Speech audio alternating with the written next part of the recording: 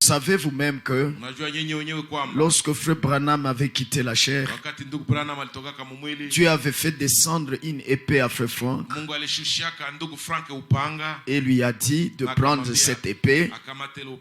Et Frère Frank pouvait dire non, je ne la prends pas parce qu'elle est dans la main de Frère Branham. Et il ne savait pas que Frère Branham avait quitté la chair pour rentrer à la patrie céleste. Et vous savez donc, Frère Branham lui-même, quand il prêchait sur le 7e sceau, dans sa dernière prière, il disait au Dieu, fais que quand je serai parti, que je puisse laisser cette épée entre les mains de quelqu'un d'autre qui s'en servira avec honnêteté et qui portera la vérité partout. Et ainsi, quand il est parti, Dieu, le donateur de l'épée, c'est lui qui confie la parole à quelqu'un.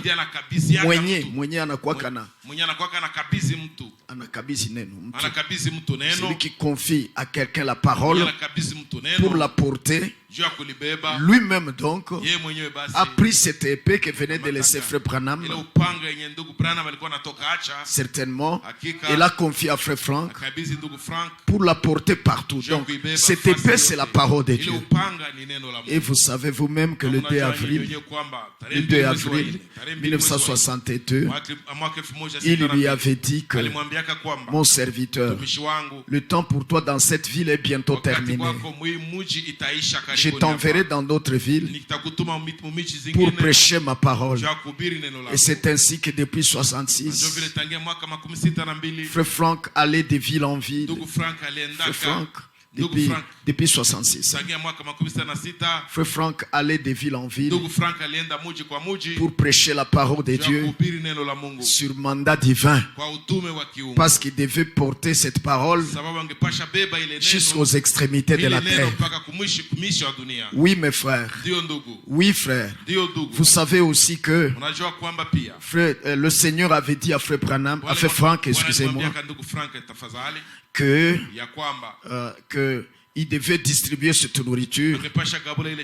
Il a dit, mon serviteur, j'étais établi conformément à Matthieu 24, verset 45 jusqu'à 47, pour distribuer la nourriture. Et je venais de vous dire que tout ce que Dieu a dit sur Frère Frank doit s'accomplir sans faute. De même aussi le verset 46. De Matthieu 24, 45. Le verset 46 doit aussi s'accomplir, parce que le Seigneur lui a dit cela, lui a indiqué cela, que cela le concerne certainement. Et que dit le verset 46? Heureux ce serviteur que son maître à son retour le trouvera faisant ainsi, distribuant la nourriture. Cela aussi doit s'accomplir, car Dieu tient sa parole. Et l'écriture ne peut pas être anéantie. Et là, nous n'avons pas vraiment à discuter avec quelqu'un sur cela. Nous n'avons pas.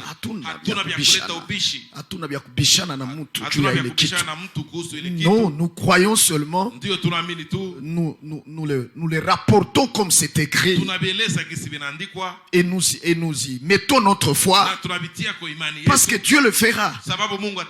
Que vous le compreniez ou non, ou je voulais dire, que vous le vouliez ou non, Dieu accomplira cette parole de Matthieu 24 et 46 qui dit, je le répète, oui, je le répète, heureux ce serviteur que son maître à son retour le trouvera faisant ainsi. Certainement, comme aussi le verset 47 est accompli. Oui, c'est accompli. Parce que le maître l'a établi sur tous ses biens. Il est le chef du dépôt de Dieu aujourd'hui. C'est lui pour distribuer la nourriture au temps convenable. Ainsi, partout où ce ministère n'est pas reçu, eh bien, la nourriture n'est pas distribuée. Et donc, les gens vont encore mourir de faim. Ou alors, il faut manger à moitié, avec un ventre spirituel à moitié plein.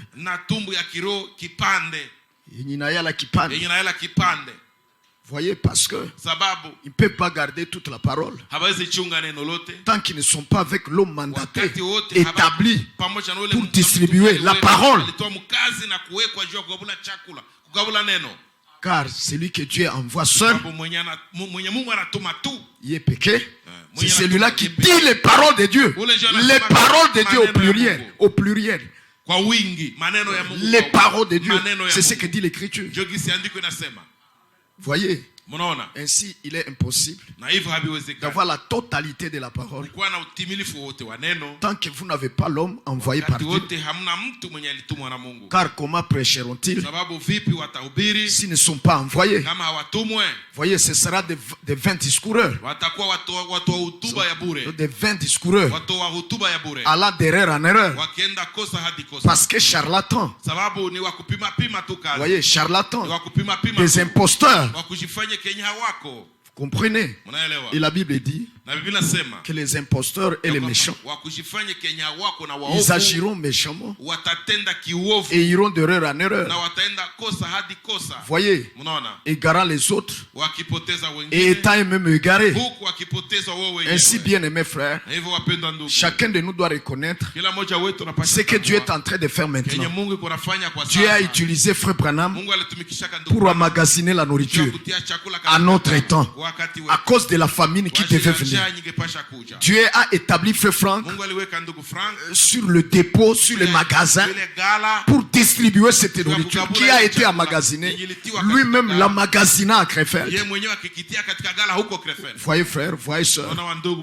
Ainsi donc, si nous avons reconnu le ministère de la restauration de la parole, nous devons aussi reconnaître, amen, amen, le ministère de la distribution de la parole restaurée. Certainement, on ne peut pas se limiter à 65 comme si Dieu s'est arrêté dans l'accomplissement de son plan.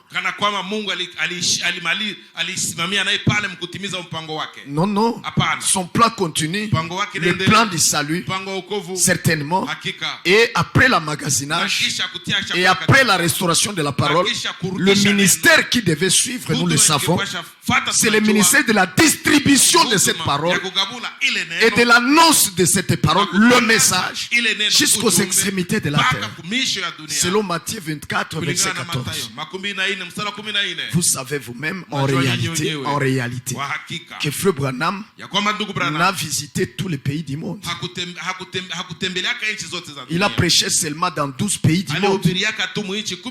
C'est une réalité, c'est une vérité. C'est là où on n'a pas même pas à en discuter. Ah non, c'est une réalité. Posez les questions à tous. Aux Américains, posez-leur les questions si quelqu'un ne peut pas faire foi à Frère Franck. Posez la question aux Américains. Ils sont là. Ils vont vous... Billy Paul est encore là. Il voyageait avec son père. Il voyageait avec son père. Il va vous dire clairement que Frère Branham n'a prêché que dans 12 pays du monde. Mais il a visité 15. Sur les 15, il a prêché dans 12. Et quand il prêchait à l'extérieur, il ne prêchait pas la parole révélée. Le mystère de la parole révélée. Non.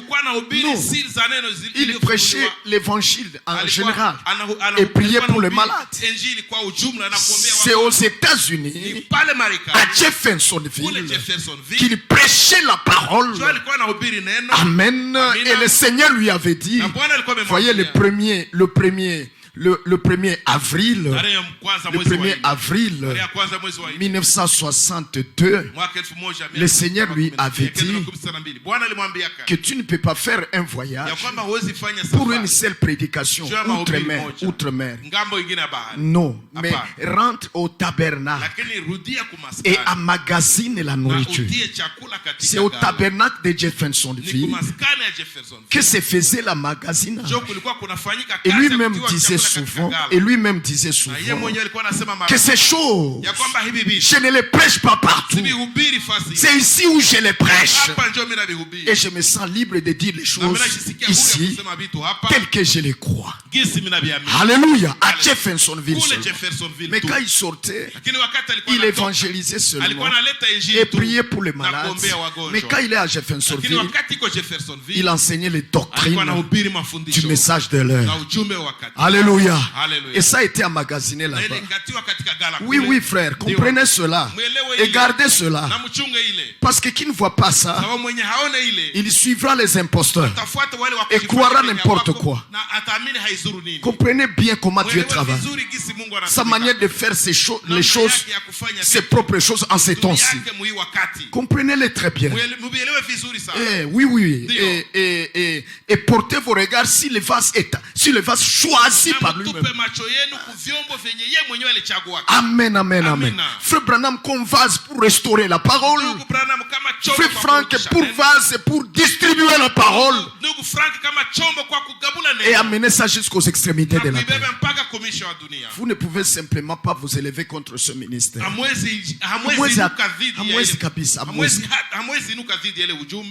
ne pouvez pas vraiment. Certainement. Sinon, vous allez hors Dieu. Vous allez servir hors Dieu, en dehors de sa volonté. Alléluia. Quand Moïse était sur terre, conduisant les fils d'Israël, et qu'il y a eu des improvisés quand il était sur la montagne,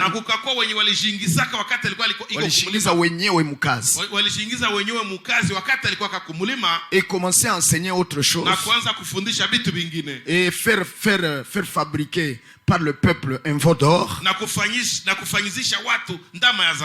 n'est-ce pas? Vous savez ça. Il y a eu des improvisés. Et toujours les improvisés. Vous voyez toujours, ils amènent des choses fausses parce qu'ils n'ont pas accès à la parole de Dieu. N'ont pas accès. Ils ont la bonne foi peut-être. Ils ont la bonne foi, bonne volonté. Voyez, peut-être. Mais cela ne suffit pas. Faut-il encore être établi dans le ministère de la parole pour pouvoir prêcher la parole? Pour pouvoir prêcher la parole. Certainement. La bonne foi ne suffit pas. Ça ne suffit pas. Certainement, mes frères. Amen. Alors des improvisés se sont introduits et ont prêché une idolâtrie selon l'idolâtrie qu'ils avaient en Égypte. Ils en étaient assez habitués, qui n'étaient même pas convertis à la sortie. Ils ne se sont jamais convertis au Seigneur. Alors ils devaient seulement, et ils avaient leurs idoles encore dans leur cœur, parce qu'ils ne s'étaient pas convertis à l'Éternel lorsqu'ils sont sortis. Ils n'avaient pas compris. Ils n'avaient pas saisi la chose. Et ils avaient encore leurs idoles dans le cœur. Maintenant, quand Moïse les a quittés seulement pendant 40 jours, seulement, ils se sont levés et ont fait sortir de leur cœur leurs idoles. Et ils ont commencé à les prêcher. Si quelqu'un n'est pas converti à la parole, et qu'il soit né de nouveau, et qu'il comprenne, et qu'il saisisse la chose, il a encore ces vieilles choses dans le cœur. Oui, oui, le moment viendra. S'il a seulement une occasion de prendre cher, il va faire sortir ses idoles, ses fausses doctrines, ses erreurs, ses systèmes dénominationnels. Ne vous étonnez pas. Ils en avaient depuis. Mais quand ils ont eu l'occasion, à l'absence de l'homme de Dieu, alors ils ont introduit ces choses. N'est-ce pas, vous le savez, le veau d'or dans les déserts. C'est la même chose aujourd'hui. Si quelqu'un se tourne vers les doctrines étrangères, ce sont des idoles. Parce que tout ce que vous élevez au-dessus de la parole, c'est une idole. Vous comprenez. Ainsi, si quelqu'un verse dans le balamisme, dans le nicolaïsme, ou dans les tonnerres soi-disant révélés, voyez, Dieu a dit à Jean que quiconque ajoute sur les paroles de cette prophétie, Dieu lui frappera des fléaux. Et ce qu'on dit les tonnerres n'a pas été écrit. Voyez, alors les prêcheurs, c'est ajouté parce que c'est pas écrit dans le livre. Voyez, c'est une idole. C'est une idole. Une idole de quelqu'un qui a l'esprit de mensonge sur lui. Il a un esprit de mensonge sur lui. Et il ne peut pas cesser de mentir. S'il peut s'efforcer un instant de ne pas mentir, mais il finira par mentir. Parce qu'il est menteur. Il a en lui l'esprit de mensonge. Vous savez quoi? Si quelqu'un a l'esprit de mensonge sur lui, un homme de Dieu peut dire la vérité, mais un esprit de mensonge sur lui lui fera entendre autre chose.